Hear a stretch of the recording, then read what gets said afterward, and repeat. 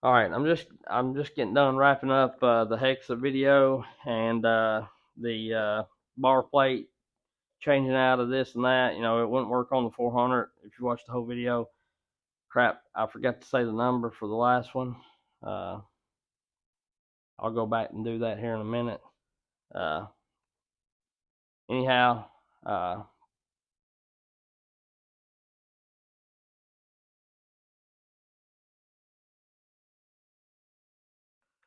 I've made me lose my train of thought. So I have to go back. So be looking for that. It will be in there. I'm gonna have to edit that video anyhow. But anyway, this is a 661 uh, bar plate deal. It fit. This one will fit it just fine. But here's why I stopped it. I want to show you, elaborate on this. And I don't know what I done with my 500i one, whatever. But this is the 462. And of course, y'all seen the 500i one when I done it. I don't know what the difference is. I don't know what the deal is with it. But this has a whole lot more wear than the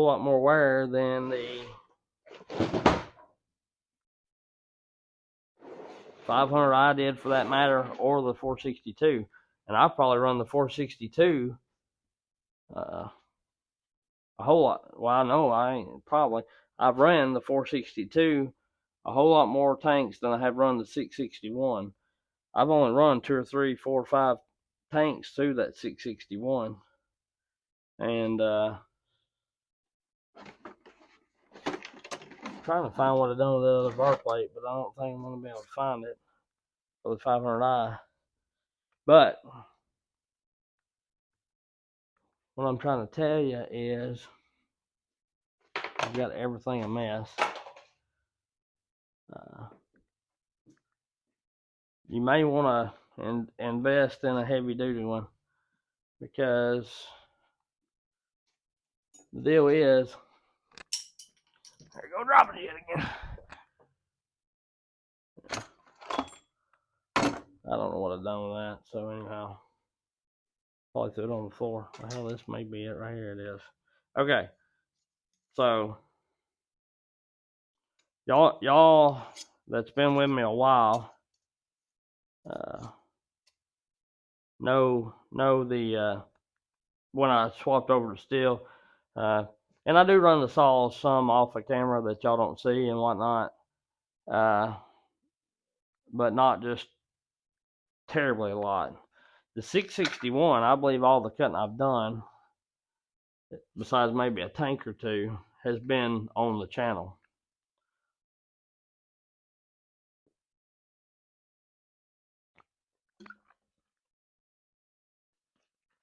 So, and everybody's talking about the 500i, and this may have been brought up somewhere else, and I've not caught it. But on the left, I've got the 462. In the middle, I've got the 661, and on the very right hand side, I've got the 500i plate. So here they are. God almighty, I can't get right. So this is the 500i. It's got a little wear starting, and I ran it more than either one of these two saws for sure. I've had it the longest. I think it was the first steel saw that I ever bought, that I actually purchased.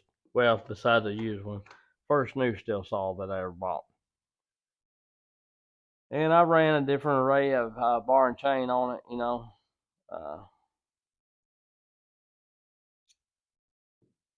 That's not, that's dug in a little bit, but not just terrible. Like, uh,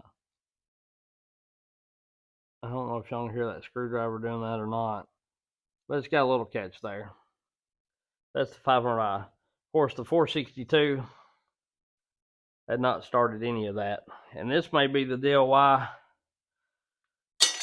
these two saws will not run the wider skip tooth chain.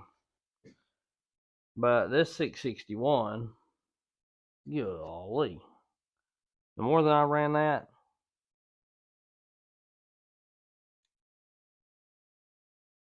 that is dug way in. That is horrible. So if you have a 661 and have not upgraded it to the, unless it's just my saw, if you've got a 661 and have not upgraded it to the heavy duty bar plate, which is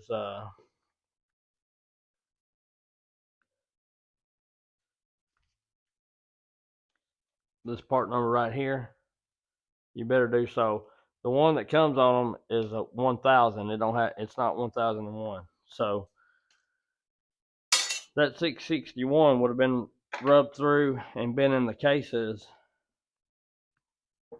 Well, I've heard it's rubbed through the cases, which they're kind of sprawled out, so I don't know that it would actually.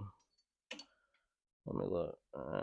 I don't know that it would have typically, wore through the case. I heard somebody say that it would, but I don't know that they know that for a fact.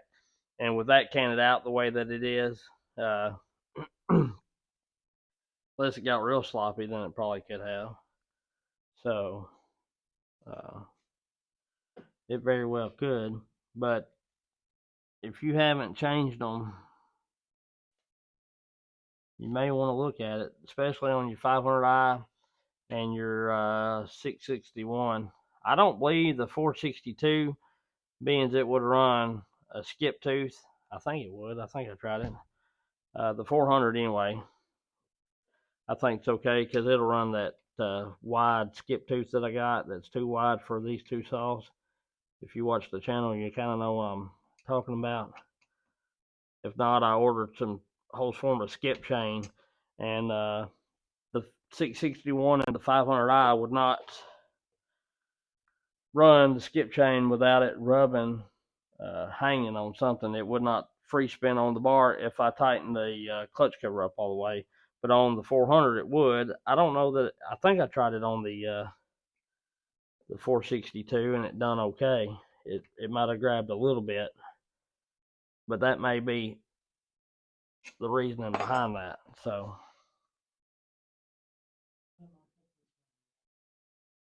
where? Be careful. Okay. All right. All right. I love you too. Y'all be careful. All right. Bye. So, but anyhow,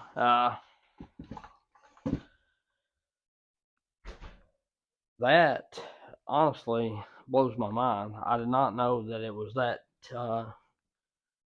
I never paid any attention to it rubbing that bad. And like I say, that makes me wonder about the 462. I'd have to look back on the videos to see if I run any skip on that. I don't know for a fact if I did or not. I can't honestly say. I know one thing I haven't done. I thought I drilled this booger, but I have not drilled. I drilled my 3-foot bar, but I have not drilled this one.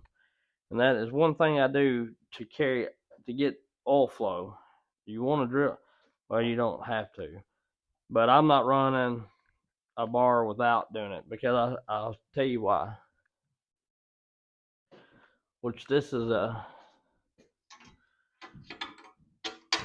Husky mount bar, but it's a 32-inch Samara bar, right? That's how big the oiler hole is. And then you go to a 28, and even my 3-foot bar was like this. Both my 3-foot bars was like this in the Still Light, and every other bar since this one has been. The Husky Lights, everything has these small little holes, which I guess supposed to chamber the oil up in there. But I get a whole lot more oil flow by drilling them. And I seen that on Iron Horse Chainsaw's channel. He was talking about it. I had never thought about doing that till then.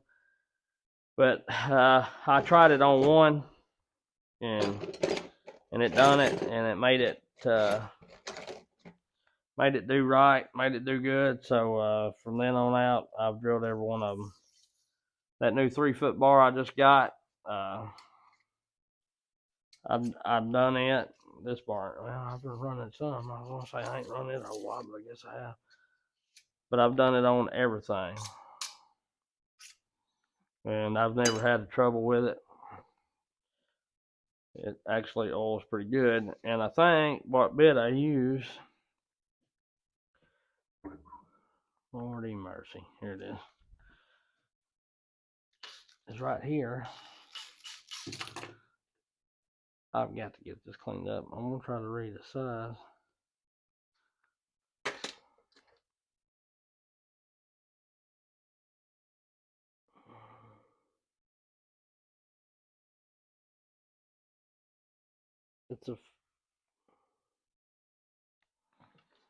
Hold on. Oh, no wonder I can't see and get all my lights turned on. I've got lights strung everywhere because I can't see crap.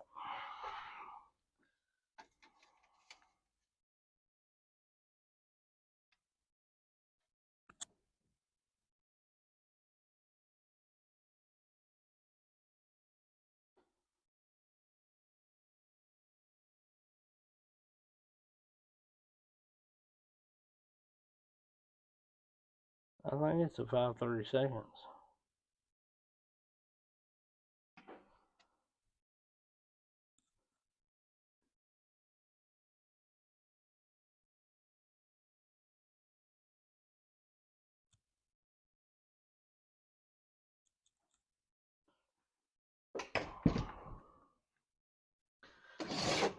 I've got another one in here. Maybe I can read. That one's a little bigger.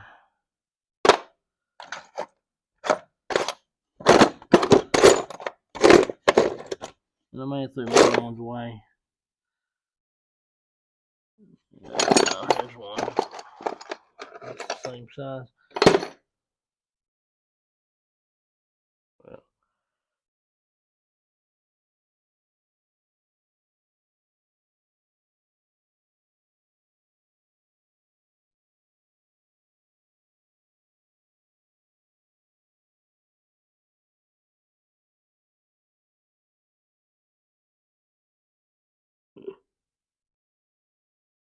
Well, I ain't got no writing on it.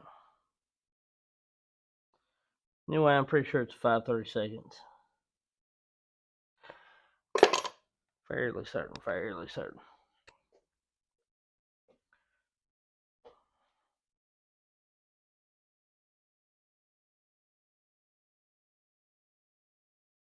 Okay, so anyway, I'll try to gauge it for you. So that's your T27 or whatever that fits everything, and this is the drill bit. So, and then this is the small torch that you need to work on steel saws, T20 or T25, whatever it may be. There you go. I have no idea. Here's another one that maybe has the size on it. That's it right there.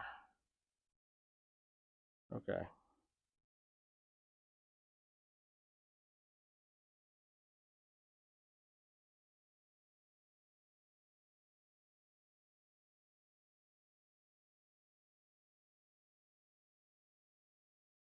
Dead silent, sorry.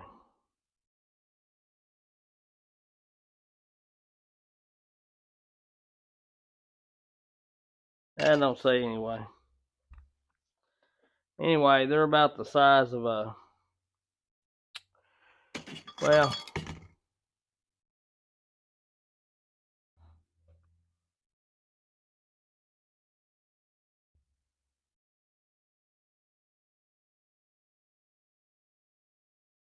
yeah. That's the small file, like the, well, the 5/32 file, right? Is that what the small file is? That's what it is. Anyhow.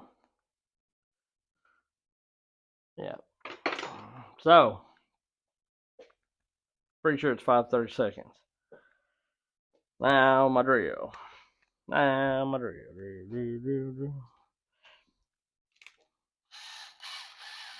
But I don't punch it hard. I go slow and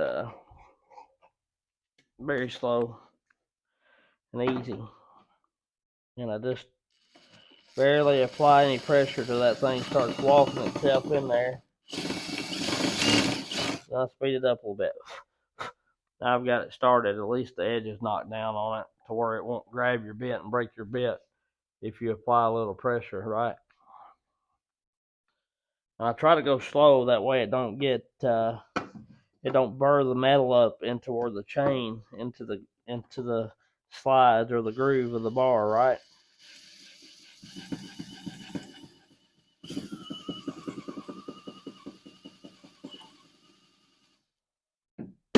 Just try to go nice and easy.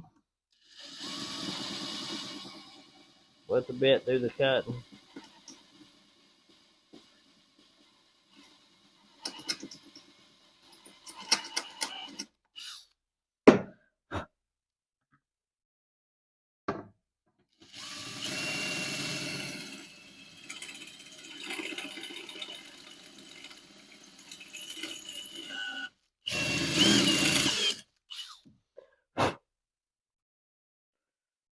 Yeah,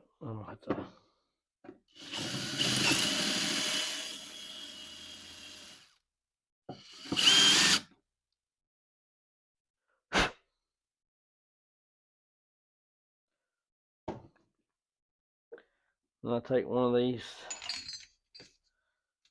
boogers right here.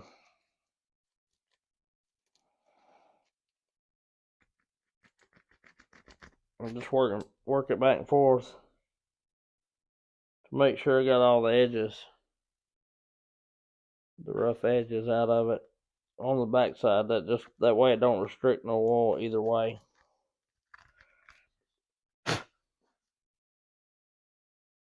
Really. Give her a little peaksy poo down in here. It's not terrible.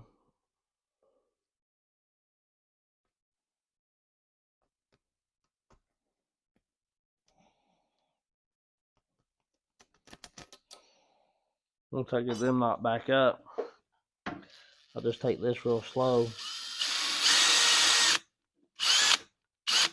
Battery's going dead. Dadgummit. Oh me. I like these little 12-volt deals, but just go ahead and tell you, if you get into too much serious business, which I don't know, I did quite a bit of polishing on that pipe I'm working on. I'm still working on it, going to work on the pipe. But this stuff here kind of needed my attention for cutting and whatnot. So anyway, then I'll take a flat file and just run down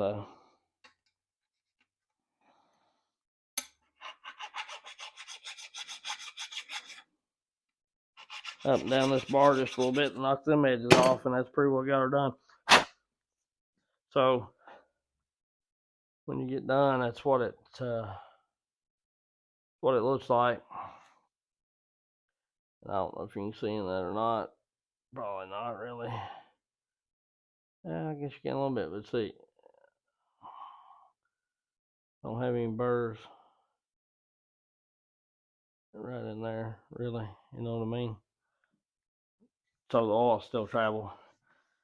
And then I'll just do the other side the same way and slap that baby on there.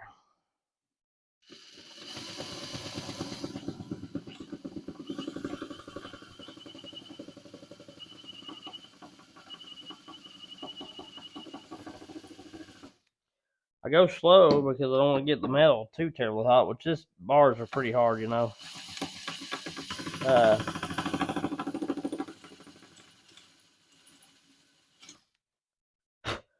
And if you got the old bit, it might not hurt to put a little oil on there, but this one's pretty new.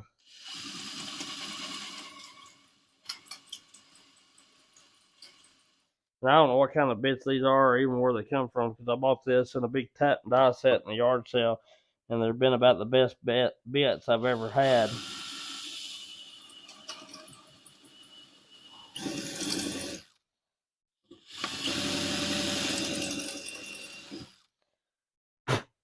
So,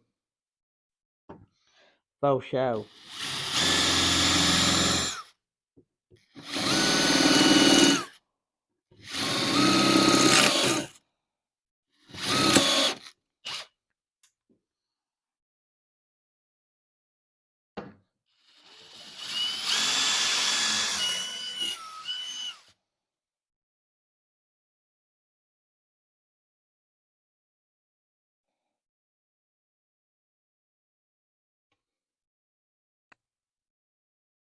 A little bit of an angle, I think.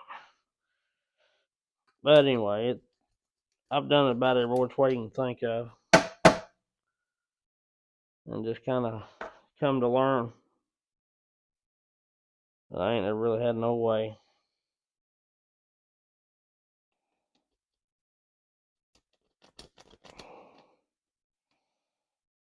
Not be better than it was before, honestly. Oh, I got no air left in there. Shut it off for the video.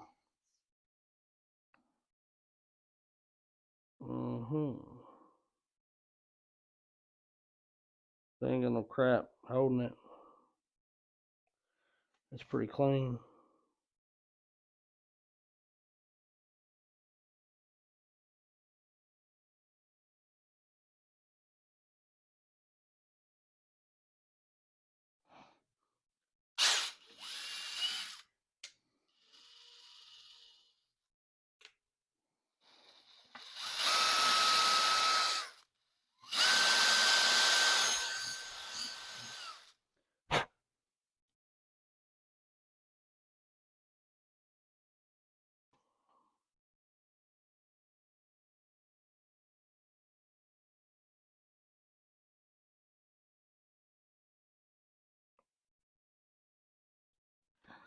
It's fairly clean.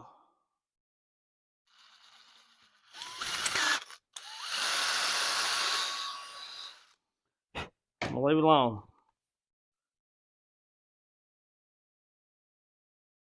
So that's how I do that. And I try to clean them out really good, make sure there ain't no metal in there, just so that they don't get back in the tip of the bar, you know what I mean?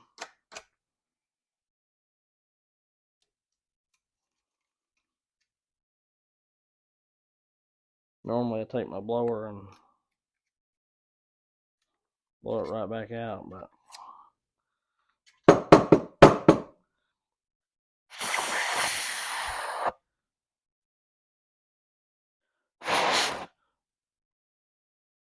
be good enough.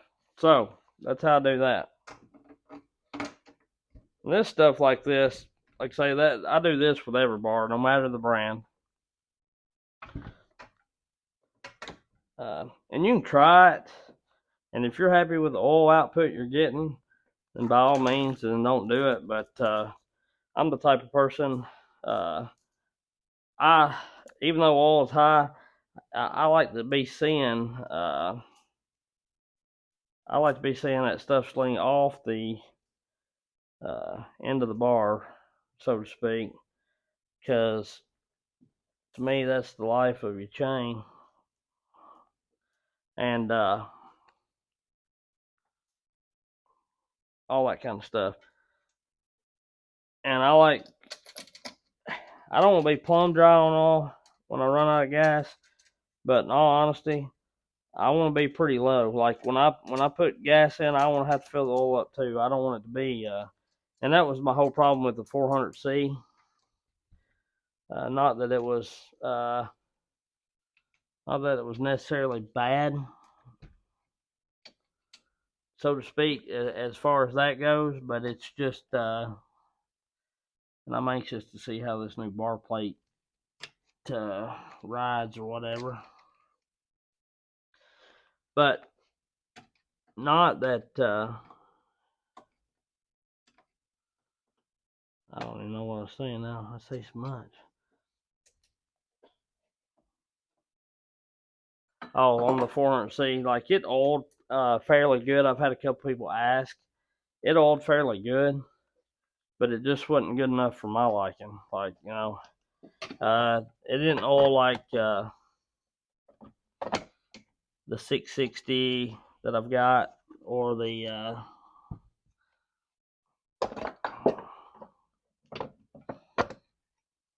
there we go. Now we got her.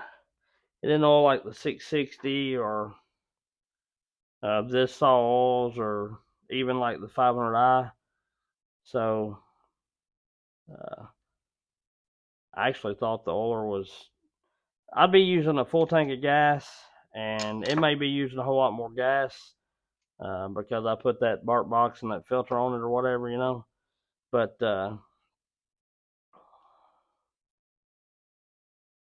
I'd have about a half a tank of oil left, maybe sometimes a little more than that, sometimes a little less, depending on how I ran it, what kind of wood I was cutting, how I kept the RPMs and everything.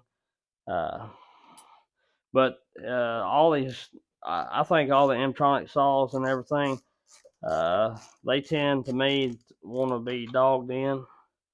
So dogging it in, yeah, it wouldn't get enough oil, I don't think, for me. Which I never had a chain that was just terribly burnt up or whatever. But like I say, to me, it could have used just a little bit more than what it was getting. So that's why I put the oiler on that I did. That's a new chain. This new bar, it ain't never been run, so it'll stretch out quite a bit. And all that pizzazz. And I guess the only time this chain rubs on this, like the guide or whatever, is once it gets loose, you know, if you kind of get that chain whip or whatever, you don't really see it most time unless it's on long bar or whatever. But I'm going to keep an eye on that as I run this saw, which, like I say, it's not a bad heavy saw, but I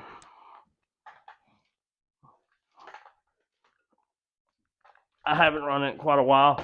I really like the 462 500i and the 400. I really like those sizes of saws. I honestly do. So I'm gonna do filters now. So anyway, check your bar plates on your 661s. If you got any oil problems with your bars, drill the holes like that, and just do maintenance. Blow them off every once in a while. Clean your bars, flip your bars, and all that kind of stuff.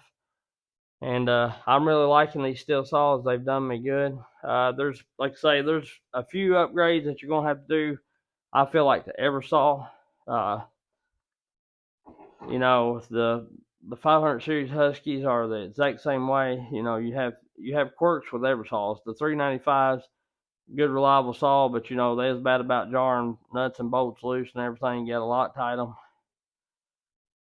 Just things of this caliber, there's stuff going to happen. You know, I don't think that I've ever heard of a saw that hasn't had to have